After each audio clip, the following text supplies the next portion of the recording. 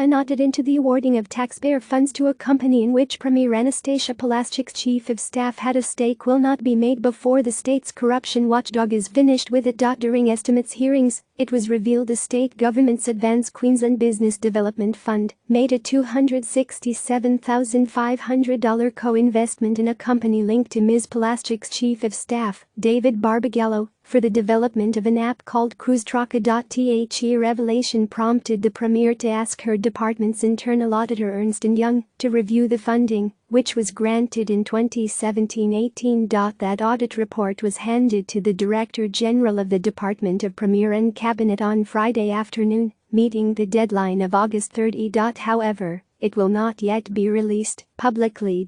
A spokesman for the Department of Premier and Cabinet said the report was referred to the Crime and Corruption Commission. The Director General has also advised the Auditor General of the referral. He said, while the CCC is undertaking its assessment, the Director General will consider the report's contents. As has previously been advised, it is intended the report and its cost will be made public once the entire process is complete. Mr. Barbagallo has been a director of Fortress Capstone, responsible for the CruiseTracker app, since 2007 and holds a stake in the company with his wife. In July, a Queensland government spokesman said initial conversations about the application for funding began in 2017 before Mr. Barbagallo was hired as Ms. Palaszczuk's chief of staff in May 2017.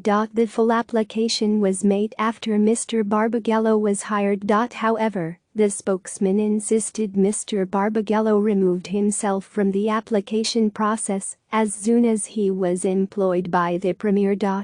The LNP referred the matter to the CCC on July 29. The CCC paused its assessment of the matter, deciding to wait for the outcome of the Ernst & Young review. The CCC is aware the department has engaged an external company to conduct the review, the CCC said earlier. In August, the department must notify the CCC if it reasonably suspects that a complaint or information involves or may involve corrupt conduct. The CCC was expected to continue its assessment of the matter, which would lead to a decision on whether to officially launch an investigation once it received the review from the department. On Thursday, LNP leader Deb Frecklington called on the Premier to release the audit, arguing it was in the public interest. The Premier must release the report because Queenslanders have a right to know why the Palaszczuk Labour government wrote a six-figure check for David Barbagallo's business, she said. The LNP has previously called for Auditor General Brendan Worrell to investigate the matter.